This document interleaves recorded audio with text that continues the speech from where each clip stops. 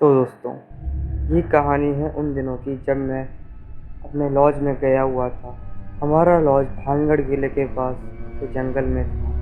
हाँ, भानगढ़ किले के पास के जंगल। भानगढ़ एक ऐसी जगह जिसका नाम सुनते ही अच्छे अच्छे लोगों के भी पसीने छूट जाते हैं। बहादुर से बहादुर इंसान भी यहाँ आने से डरता है, क्योंकि यहाँ इस जगह में ताकत ही कुछ ऐसी है।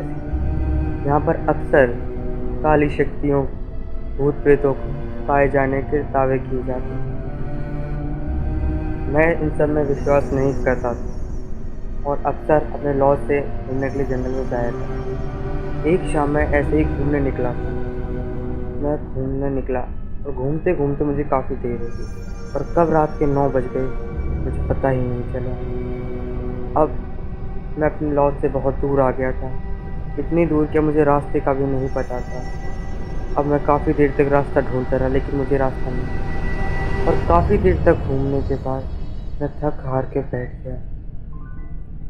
अब मैं बहुत देर से सोच रहा था कि अब आगे क्या करूं, आगे क्या करूं। तभी अचानक मुझे एक बूढ़ा आदमी दिखाई देता है।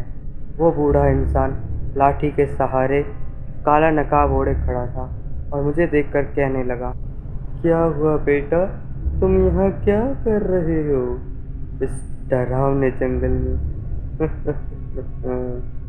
मैं उसे देखकर चौंक गया कि इतने घने जंगल में जहाँ से मुझे वापस जाने का रास्ता भी नहीं मिल रहा, वहाँ ये आदमी कर क्या रहा है? मैं उससे हिचकिचाते हुए पूछा, मैं खो गया हूँ, क्या तुम मुझे यहाँ से जाने में मदद कर सकते हो? उसने कहा, हाँ बेटा, मैं इस जंगल के चप्पे चप्पे को जानता हूँ। कई सालों से मैं यहीं घूम रहा हूँ, इतने सालों से कि तुम सोच भी नहीं सकते।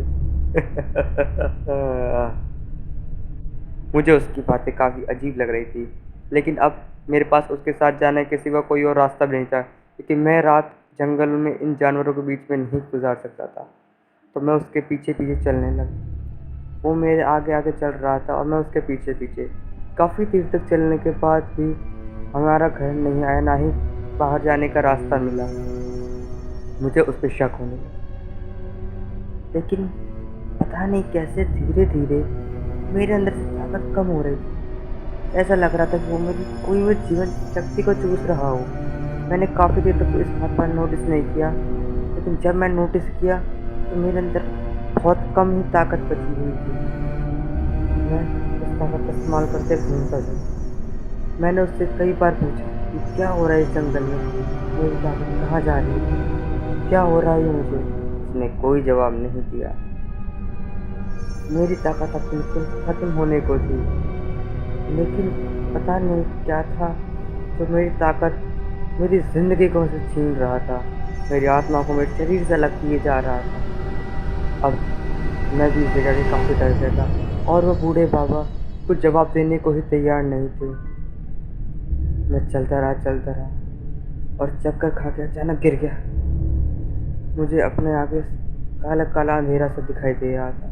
मैं खड़ा नहीं हो पा रहा था, बोल नहीं पा रहा था। मुझे काफ़ी परेशानी थी।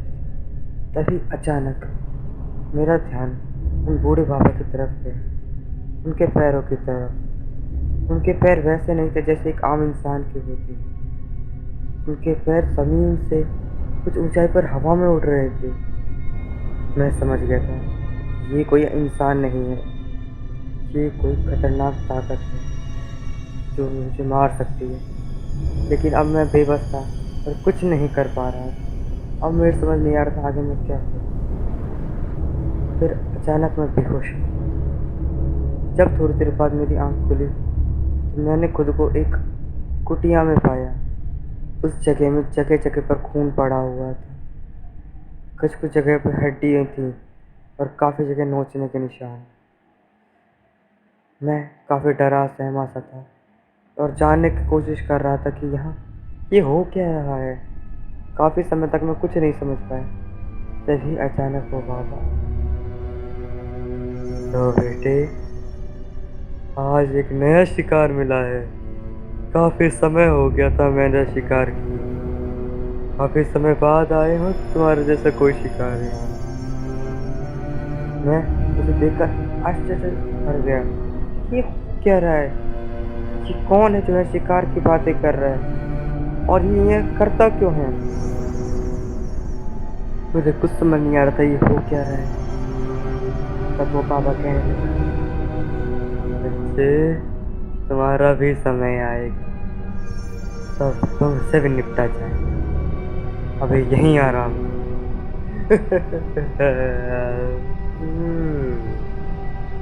तो दोस्तों, अगर आपको स्टोरी अच्छी लगी और अगर आप इसका नेक्स्ट पार्ट भी देखना चाहते हैं तो प्लीज़ लाइक करें, शेयर करें, सब्सक्राइब करें, और लाइक गेम में मात्र 20 लाइक्स था। प्लीज़ इसे कंप्लीट करा दें। जैसे ही लाइक गेम कंप्लीट हो जाएगा आपको इसका नेक्स्ट पार्ट मिल जाएगा। चलिए, थैंक यू फ्रेंड्स।